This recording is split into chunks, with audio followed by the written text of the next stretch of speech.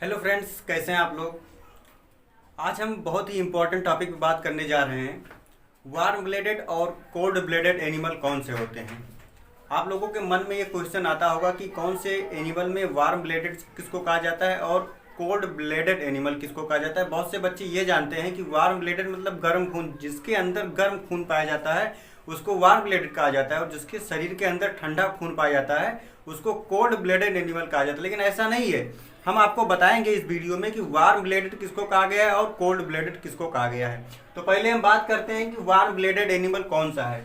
Warm blooded animal, जैसा कि नाम से ही कंफर्म हो रहा है कि समतापीय जीव, इनको हिंदी में समतापीय जीव कहा जाता है। सम मतलब समान, एक समान ताप, एक समान टेम्परेचर, उनके बॉडी का टेम्परेचर जो है एक समान हमेशा रहे। जीव, ऐसे जानवर, ऐसे एनिमल जिनका टेम्परेचर, उनके बॉडी का टेम्परेचर हमेशा एक समान रहे, उनको समतापीय जीव कहा जाता है। उष्ण रक्तीय मतलब गर्म खून वाले, जिनके बॉडी का टेम्परेचर हमेशा नॉर्मल रहे। जैसे कि हम लोग ह्यूमन बीइंग हैं, हमारी बॉडी का टेम्परेचर 37 डिग्री सेल्सियस होता है।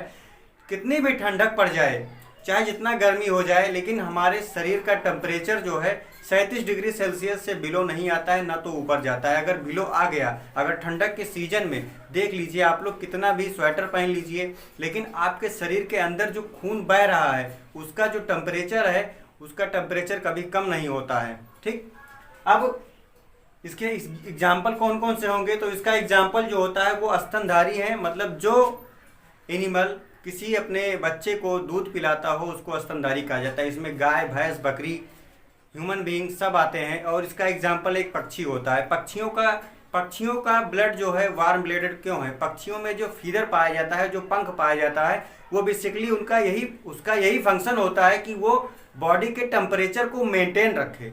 बेसिकली अगर किसी पक्षी में फीदर पाया गया है, वो उड़ लेता है, वो उसका सेकेंडरी फंक्शन है। लेकिन उनका मेन फंक्शन जो होता है वो बॉडी के टेम्परेचर को मेंटेन करने का होता है।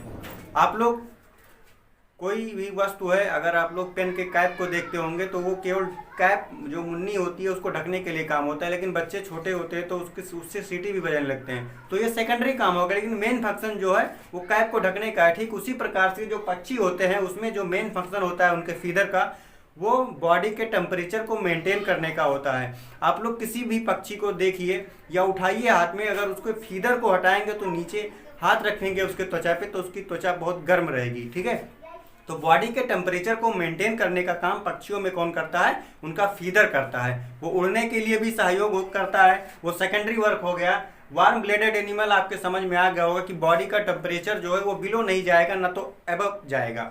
बॉडी का टेम्परेचर समान रहेगा, कोई भी इन्वायरमेंट हो, चाहे ठंडी हो, चाहे सर्दी हो, चाहे गर्मी हो, लेकिन टेम्परेचर जो है बॉडी का सेम रहेगा। अब जो कोल्ड ब्लेडेड एनिमल होते हैं, कोल्ड ब्लेडेड एनिमल कौन से होते हैं, विषम तापीय जीव।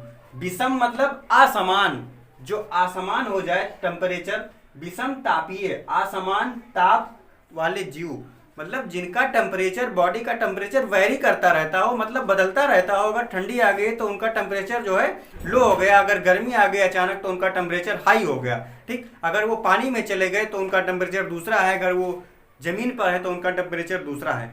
तो इनको शीत रक्तीय जीव कहा जाता है। इनका ब्लड जो होता है वो कोल्ड होता है। ठीक, मतलब कोल्ड नहीं होता है, उनका ब्लड जो होता है वेरी करता रहता है, टेम्परेचर के हिसाब से वेरी करता रहता है। इसका एग्जांपल जो होगा कि जो इंसेक्ट होते हैं, बहुत से इंसेक्ट हवा में उड़ने भी लगते हैं, ज़मीन पे रहते हैं, और बहुत से इंसेक्ट पानी में रहते हैं। तो वो जिस जगह पे गए उनका टेम्परेचर फटाक से चेंज हो गया। ठीक है, इनका बुखार आप कभी नहीं नाप सकते हैं ना भाई। वो जमीन पे है तो उसका टेम्परेचर दूसरा है, अगर जमीन के अंदर घुस गया तो उसका टेम्परेचर दूसरा है, अगर वो पानी में चला गया तो उसका टेम्परेचर दूसरा है। तो उसका बुखार कैसे नापेंगे।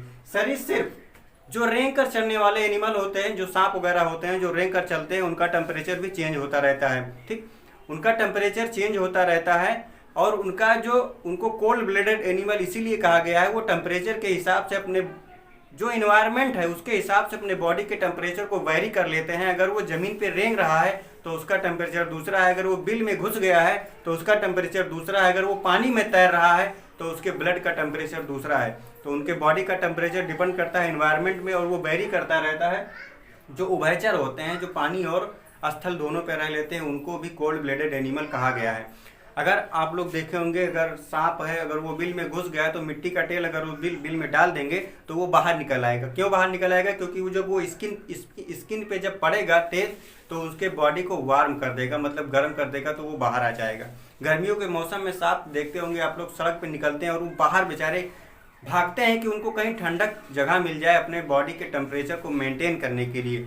आप लोगों के समझ में आ गया होगा कि कोल्ड ब्लडेड किसको कहते हैं, वार्म ब्लडेड किसको कहते हैं। कोल्ड वार्म ब्लडेड जो है समतापी, जिनके बॉडी का टेम्परेचर समान रहता है किसी भी इन्वायरमेंट में, और जो कोल्ड ब्लडेड है वो इन्वायरमेंट के हिसाब से अपने बॉडी को टेम्परेचर को वेरी करते रहते हैं, इसको कहा गया है।